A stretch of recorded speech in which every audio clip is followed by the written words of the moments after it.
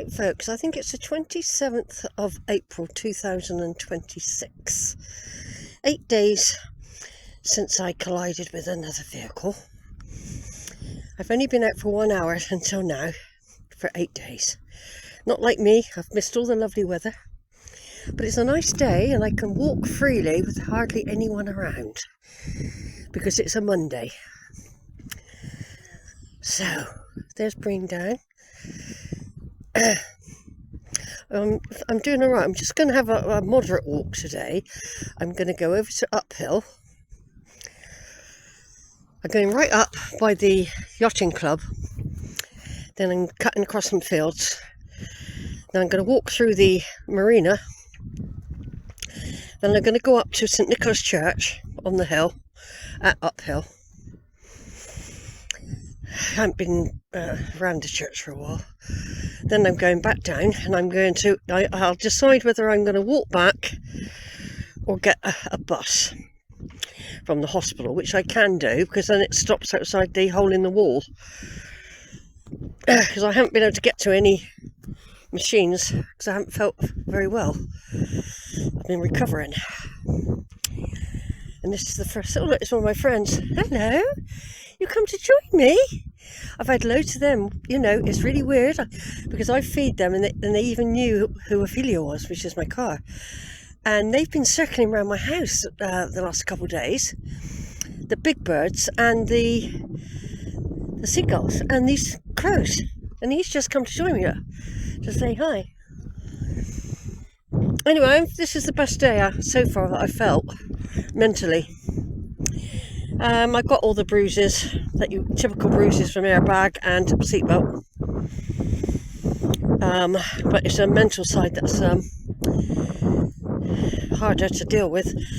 Although me, it's walking, and because I've been in, it's been driving me nuts. Plus the fact that it's not the end of the world. I will still get over and do my tree work in Suffolk and Cambridgeshire. I will find a way. There's no panic. I'm not going to panic about it. I went 4 years without going there before. And the thing is just that I found some really good new leads, and which I only discovered sort of about Christmas time. So I was on new leads with the Browns and Brooks. I'd been there before to this these places, but I didn't know anything about them. So honestly, the first thing that came into my mind when Ophelia died, that's the car. How am I going to get there? Oh dear. Life throws things at me. Onwards and upwards, here we go. Bring Down, closest I'm going to get today to it, and the little island. And it's somewhere around about here. There used to be a ferry that would take people across the boat over to the house, the farmhouse there. There used to be a ferry, probably 50 years ago now, I don't know exactly. So, just a little video. I've come up the beach, very peaceful, very quiet. I've just taken it gently. There's the church, if I'm going to go to the church and have a look round again. I haven't done that for a long time. And I was just thinking, in a strange way, I feel okay about being wheelless for a bit anyway.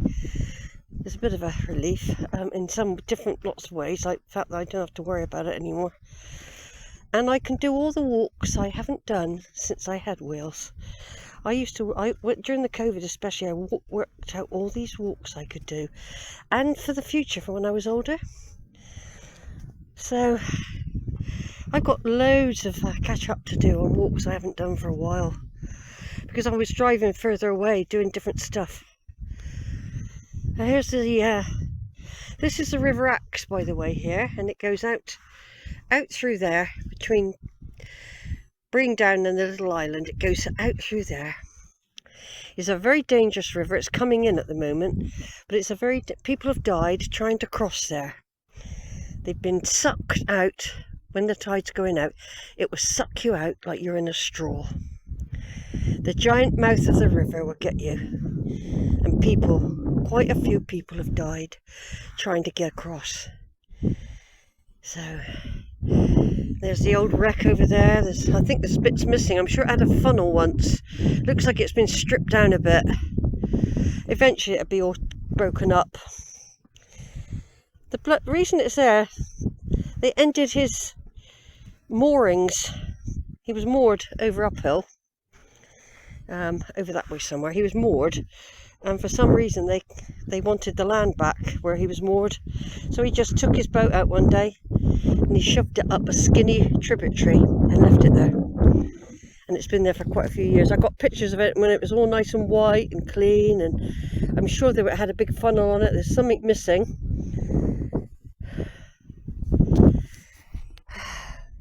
Hi to my sister Val, who lives not far from there. I haven't seen her for quite a few years either.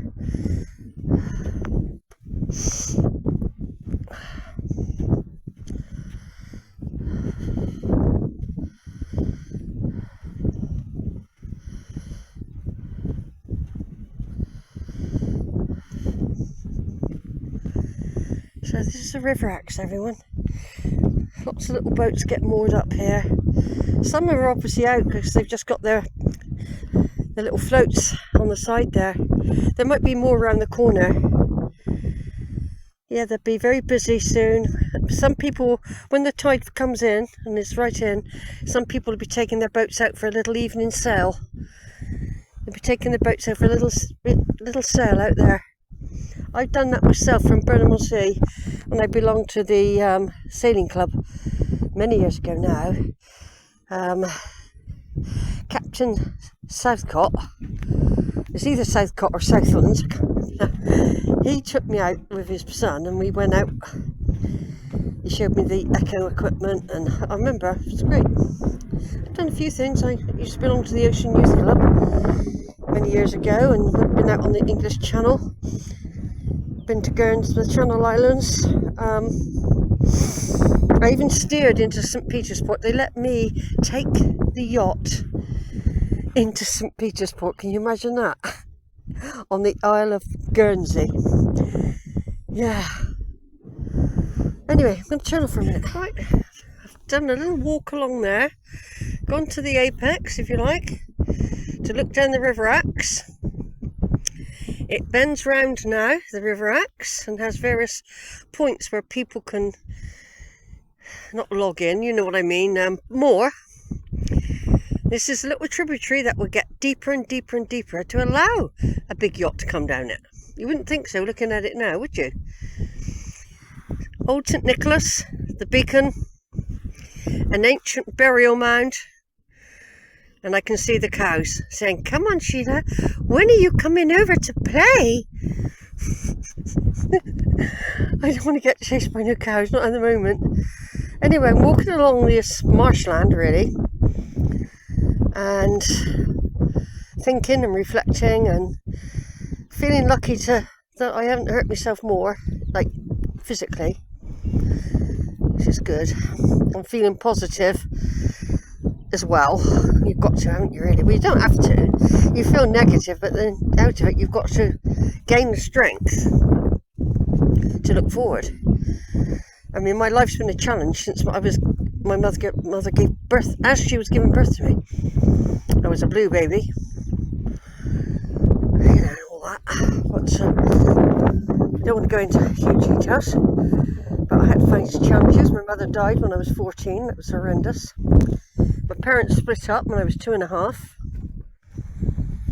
My mother fought to look after us, provide a nice house that we lived in, and that's where I picked up my love of gardening. So when I listen to Tamsin and her childhood and her love of seeds and planting and her gardening now, it just reminds me of when I was younger, when I had my garden of my own. When I was a kid, I'm talking about. I used to sell my cabbages to the... Well, no, I didn't sell them. I used to give my cabbages away to the old people. I used to go around with a basket, knock on doors and give my veg away, because I grew so much of it. Yeah, I remember building my own tomato frames. You know what I'm talking about, when I was about 10. And And I loved gardening. My sister's got an old picture of me somewhere on a sunny day, standing in the garden with a hoe. I must try and get that picture. I can share it to Tamsin. She's a gardener, you see. She's a gardener. Clever lady with a very rich family history, full of people, archaeologists and botanists and, oh, you know, very, very... All our trees are important though, that's what I always think. Everything's important really, we're all contributing, we're all here because our ancestors were survivors in different ways. Over and out.